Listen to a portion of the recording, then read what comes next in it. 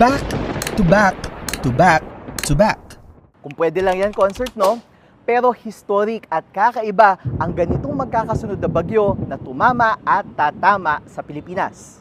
Sabi ng Japan Meteorological Agency, first time kasi mangyari mula nang magtala sila ng mga bagyo noong 1951 na may 4 na magkakasabay na tropical cyclone sa Pacific Ocean ng buwan ng Nobyembre. 2017, huling may ganitong pagkakataon sa kahit anong buwan. Tinawag naman ito ng US Space Agency na NASA na unusual, lalo't madalas 3 lang ang nabubuong bagyo tuwing Nobyembre. Mula Christine hanggang Pipito, binayo ang bansa ng 6 na bagyo sa loob lang ng halos 1 buwan.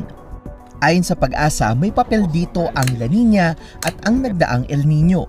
Ang epekto ng El Nino sa atin is reduction ng bagyo. Ang bagyo kasi parang hinga yan